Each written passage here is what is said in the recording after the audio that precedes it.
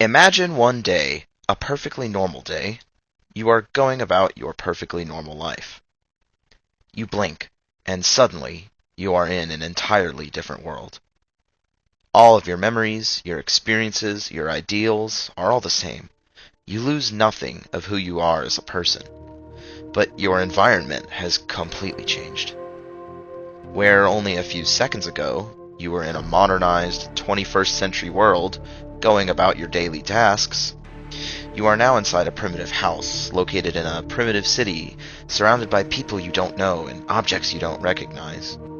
You ask around, question people about what this place is and where everything you know or love has suddenly disappeared to. They call you crazy, tell you that you are someone else, a person you have never met or known, and certainly don't feel that you are. With no way back into your familiar life, the dilemma presents itself. Do you adapt, change who you are, and accept a new life? Or do you break down, stand in denial, and refuse yourself to a change in identity? This is the situation that Captain Jean-Luc Picard faces in the 25th episode of the 5th season of Star Trek: The Next Generation.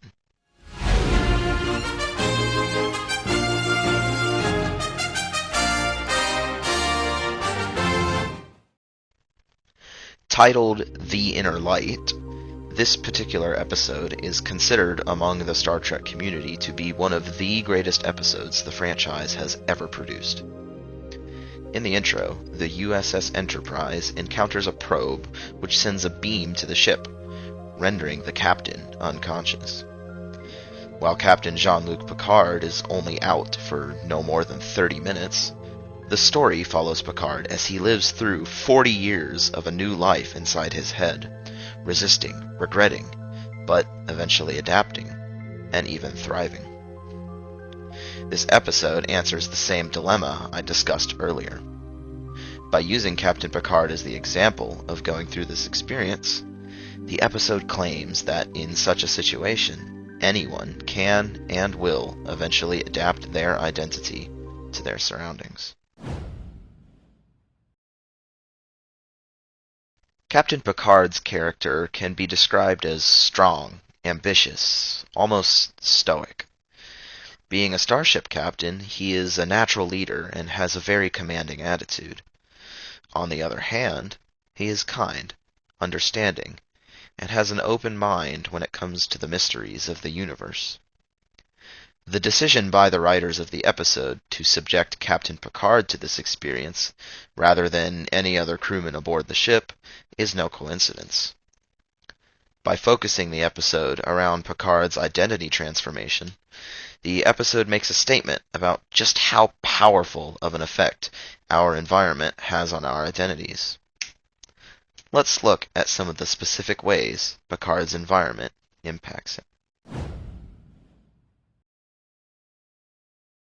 After his first few days spent in the new world, Picard learns that the person he is supposed to be is named Cayman.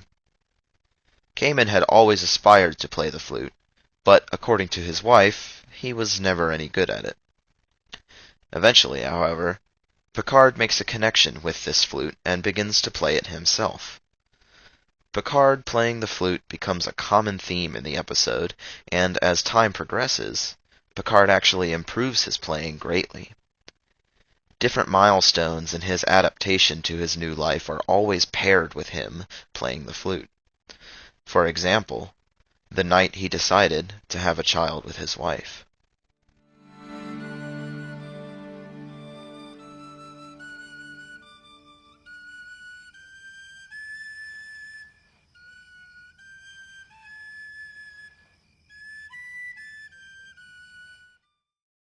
And further along, at the naming ceremony for his second child.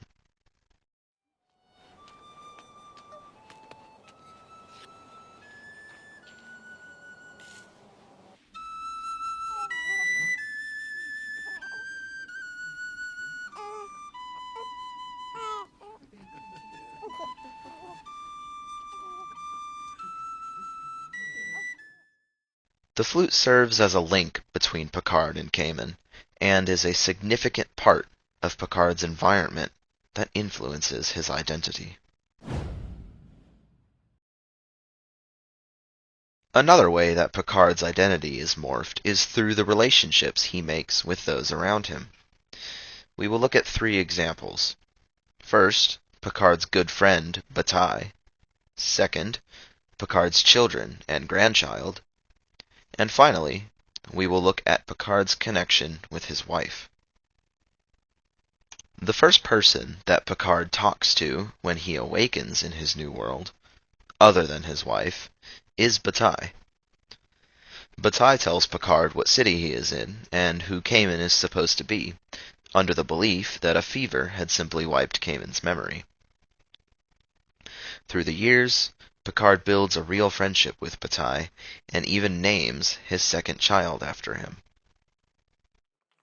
We named this child for a dear friend who died a year ago. But now his memory will live on in his namesake. We name you Bataille. Bataille rarely treats Picard differently than he would have when Kamen was still, well, Kamen, and it really rubs off on Picard. Picard has 2 children with his wife.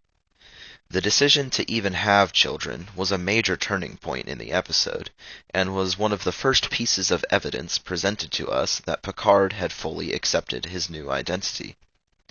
He dearly loves his 2 children. One of his children even goes on to have their own child, and Picard can be seen in a later scene playing with his grandchild.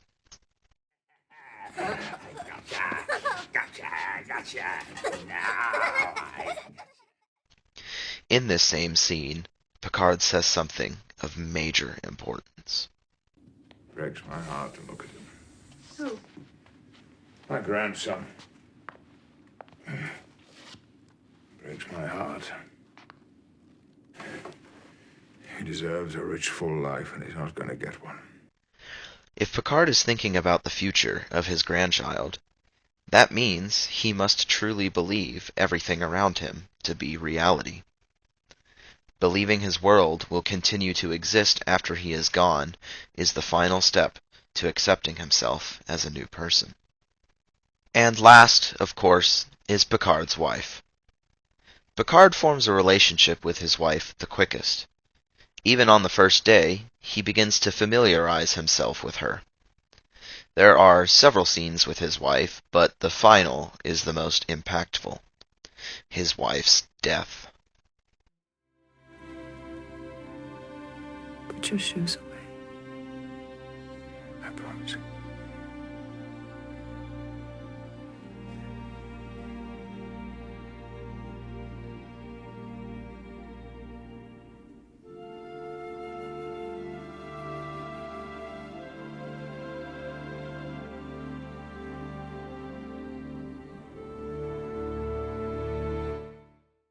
The sheer pain that Picard expresses upon losing his wife is enough to convince anyone of his belief of this reality.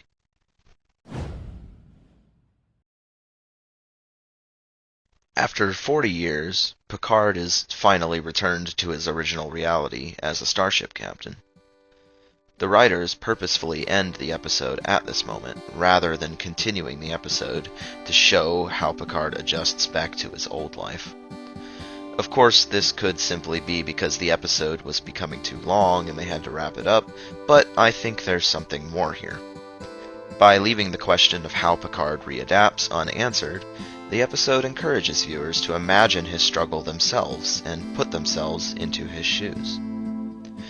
This is a last strategy used by the writers to make sure their message left a clear impact, and it absolutely did, on every single person who has ever watched and will ever watch this episode. Picard's journey through his new life teaches us that our identities are more malleable than we would like to believe, and should circumstances change radically enough, anyone will have their identity transformed with or without their desire for such a change. This maybe isn't always such a bad thing, however. There are certainly good effects that our environment has on your identity and personality, For example, spending more time outside might make you a happier person and less stressed. Hanging out with people that better match your dynamic can make you more socially confident. We just have to make sure that we are conscious of what effects our surroundings are having on us, and that we remain aware of negative changes and embrace the ones that will leave us as a better person. Thank you for watching.